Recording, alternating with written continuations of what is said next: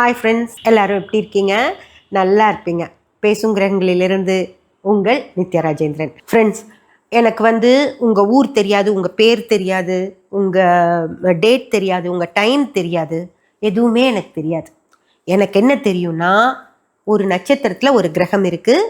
அந்த கிரகம் அந்த நட்சத்திரத்தில் இவ்வளவு காலம் இருக்கும்.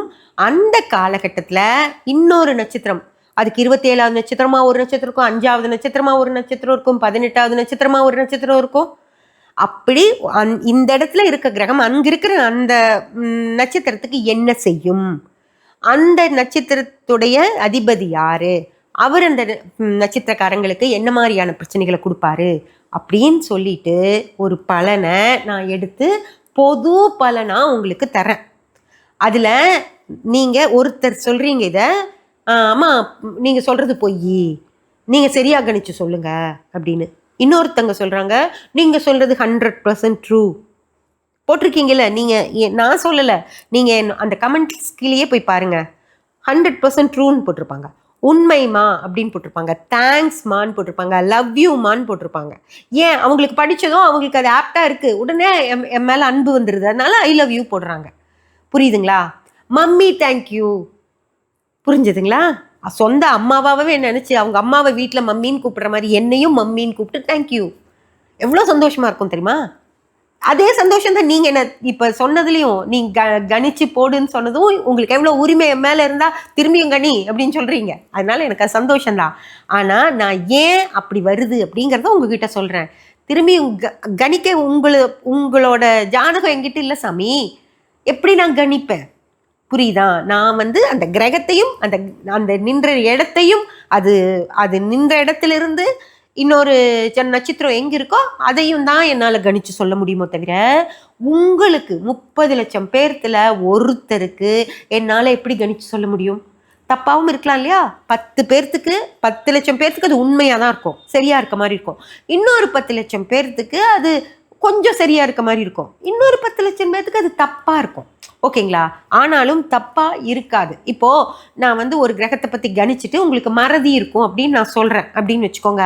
கண்டிப்பா ஏதோ ஒரு நாள், அந்த ஒரு வருஷம் சனி அங்க இருக்காரு அப்படின்னா அந்த நட்சத்திரத்துல அவங்களுக்கு மறதி ஏற்படும் அப்படின்னு நான் சொன்னா, ஒரு நாள் ஏதோ ஒரு நாள் நீங்க கார் சாவியை மறந்துட்டு போயிருவீங்க, வண்டி சாவியை மறந்துட்டு போயிருப்பீங்க, வெளியே போறப்ப வீட்டு சாவியை எடுக்காம போயிருப்பீங்க, வீட்டை பூட்டாம போயிருவீங்க.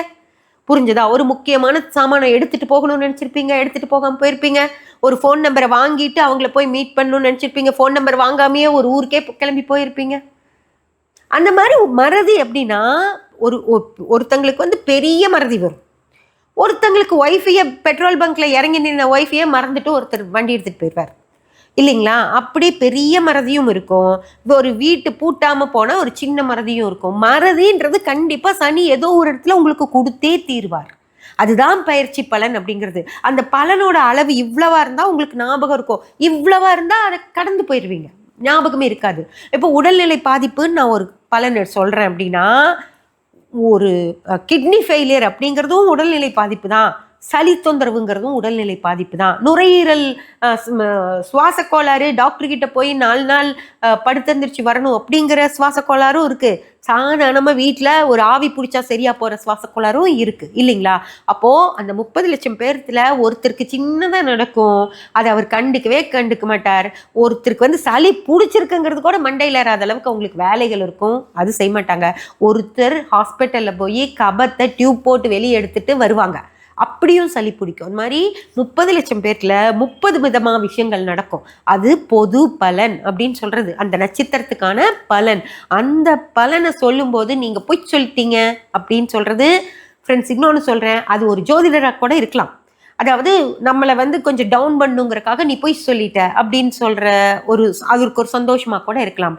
அல்லது ஜோதிடம் பார்க்க போற நீங்களாவும் இருக்கலாம். அப்படி போகும்போது உங்க சுய ஜாதகத்தை எடுத்துட்டு போய் பலன் பாருங்க.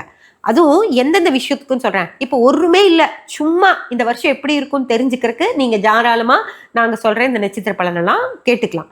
ஆனா நீங்க ஏதாவது முக்கியமான விஷயங்கள் எடுக்கும்போது, வீடு கட்டுறதோ இல்லை ஒரு லோன் ஏதோ ஒரு விஷயத்துக்கு லோன் வாங்குறதோ, ஒரு கார் வாங்குறீங்க, லோன் வாங்குறீங்க, அந்த மாதிரி ஏதாவது ஒன்று, ஒரு திருமணத்துக்கு, இல்லை ஒரு குழந்தை பிறப்புக்கு, இல்லை வீட்டில் ஏதோ ஒரு ஃபங்க்ஷன் வைக்கிறீங்க, அந்த மாதிரி விஷயங்களுக்கு உங்கள் சுய ஜாதகங்களை எடுத்துட்டு போய் அது இந்த நேரம் எப்படி இருக்கு அப்படின்னு சொல்லி நீங்கள் பார்க்கணுமோ தவிர இந்த பொது பலன்களை பார்த்து முடிவெடுக்காதீங்க.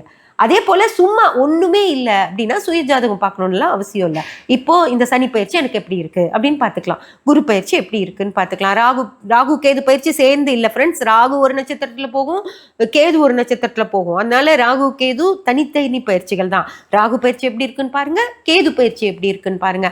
அந்த மாதிரி அந்தந்த காலகட்டத்தில் பயிற்சி எப்படி இருக்கு, இது ஏதாவது ஒரு இடத்துல எனக்கு யூஸ் ஆகும், ஸோ மறதி வருதுன்னு சொல்றாங்க, பத்திரமா இருந்துக்கணும். எந்த இடமும் ஒரு சின்ன மறதி கூட நம்ம செஞ்சிடக்கூடாது அப்படின்னு கவனமா இருங்கன்னு தான் அர்த்தமோ தவிர உங்க வாழ்க்கையே இப்படிதான் ஆக போகுது, அதுவும் அந்த ஒரு வருஷ காலம் வாழ்க்கை இப்படி இருந்துட்டு அடுத்த வருஷமே வேற மாதிரி எல்லாம் உங்க வாழ்க்கை ஆகாது. அது எல்லாமே உங்க சுய ஜாதகத்துல உங்க தசை, உங்க புத்தி, உங்க அந்தரம், உங்க சூட்சமம் உங்களுக்கு வேலை செய்யும்.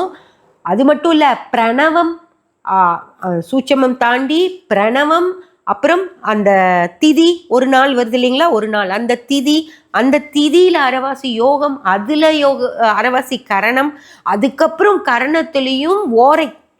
எல்லாரும் சொல்லி உங்களுக்கு ஓரைங்கிறது நல்லா தெரியும். சுக்கர ஓரையில சாமி கும்பிடுங்க பணம் வரும், சுக்கர ஓரையில சாமி கும்பிடுங்க பணம் வரும்ன்றாங்கல்ல, அந்த ஓரைன்னு தெரியும்ல, அந்த ஓரை வரைக்கும் ஒரு மணி நேரம் அந்த ஓரை இருக்கும். அதுல கூட உங்க கிரகம் கெட்ட கிரகம் இருந்ததுன்னா அந்த ஓரையில கூட உங்களுக்கு வேலை செஞ்சிடும். புரிஞ்சதுங்களா? அதனால அவ்வளவு விஷயங்கள் இருக்கு துல்லியமா எடை போடுறதுக்கு. அதை விட்டுட்டு ஒரு பொது பலனை நீ பொய் சொல்றேன் அப்படின்னு சொல்லாதீங்க. நான் பொய் எல்லாம் சொல்ல, நான் 30 லட்சம் பேர்த்துக்கு சொல்றேன். 30 லட்சம் பேர்த்துல 10 லட்சம் பேர் அது ஆமான்னு எடுத்துப்பாங்க. 10 லட்சம் பேர் இருக்கலாம் அப்படி எடுத்துப்பாங்க. 10 லட்சம் பேர் பொய்ன்னு தான் சொல்வீங்க. அதுக்காக பொய் கிடையாது. அது நான் சொன்னது உங்களுக்கு சின்னதாக நடக்கும், அந்த ஆமான்னு சொல்றவங்களுக்கு பெருசா நடக்கும். புரிஞ்சதுங்களா? உங்க கணவர் குடிப்பாரு அப்படின்னு பத்திரமா இருந்துக்கோங்க அப்படின்னு நான் சொல்றேன்னா, உங்க கணவர் டெய்லியும் குடிச்சிட்டு வருவார். அந்த 10 லட்சம் பேர்த்துக்கு அவங்க ஆமான்னு தான் சொல்லுவாங்க. நடுவில் ஒரு 10 லட்சம் பேர்த்துக்கு எப்பவாவது வாரத்துக்கு ஒரு தடவை குடிக்கிறது ஆமா அப்படிம்பாங்க. இன்னொருத்தங்க வருஷத்துக்கு ஒரு தடவை, மாமாங்கத்துக்கு ஒரு தடவை ஏதோ சொந்தக்காரங்க வீட்டுக்கோ ஃப்ரெண்ட்ஸ்க்கோ போறப்ப குடிக்கிறதா அவங்க மனைவி குடிக்கிறதா எடுத்துக்கவே மாட்டாங்க. இல்லையே என் கணவர் குடிக்க மாட்டாரே அப்படிம்பாங்க. ஓகேங்களா? அதனால ஆனா அந்த வருஷத்துல ஏதோ ஒரு நாள் ஒரு கல்யாண வீட்டுக்கு போறப்போ வாப்பா மாப்பிள்ளைன்னு கூட்டிட்டு போய் அவங்க ஏதோ கொஞ்சம் சரி நாங்கெல்லாம் ஹாட் குடிக்கிறோம், நீ பீர் குடி அப்படின்னு சொல்லி கூட குடிக்க வைப்பாங்க. அது குடிச்சது தான் கணக்கு. அதை தான் நான் சொல்லியிருப்பேன். ஆனா நீங்க இல்லவே இல்லை என் கணவர் குடிக்கவே மாட்டாரும்பீங்க. அன்னைக்கு குடிக்கிறப்போ உங்களுக்கு தோணும், ஞாபகம் இருந்தா அன்னைக்கே பேசுங்கிறவங்கள நித்யா மேம் சொன்னாங்கல்ல இவர் குடிப்பாருன்னு, அப்படி இன்னைக்கு குடிச்சிட்டாரு அப்படின்னு நீங்கள் நான் வச்சுக்கலாம். அவ்வளோதான். ஓகேங்களா? அதனால இந்த பொது பலனுக்கு நீங்கள் என்ன வேணாலும் போடுங்க, நான் போட வேணாலும் சொல்ல, உங்களுக்கு கமெண்ட் வரவேற்கிறேன்.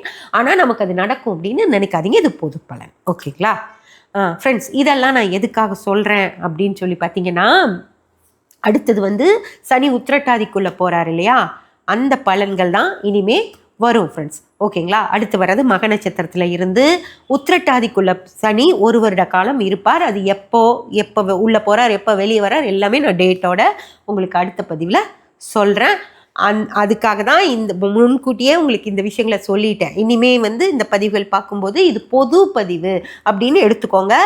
உங்கள் சுய ஜாதகத்தில் தான் உங்களுக்கான துல்லிய பலன்கள் தெரியும். யாருக்கெல்லாம் துல்லிய பலன் தெரிஞ்சுக்கணுமோ அதை சுய ஜாதகத்தில் பார்த்துக்கோங்க. ஓகேங்களா? சப்ஸ்கிரைப் பண்ணி பெல் பட்டன் ப்ரெஸ் பண்ணி வச்சுக்கோங்க. அப்போ தான் நான் போடுற எல்லா பதிவுகளும் உங்களுக்கு கிடைக்கும். லைக் பண்ணி ஷேர் பண்ணி கமெண்ட் பண்ணிங்கன்னா எனக்கு சப்போர்ட்டிவாக இருக்கும். Thank you friends.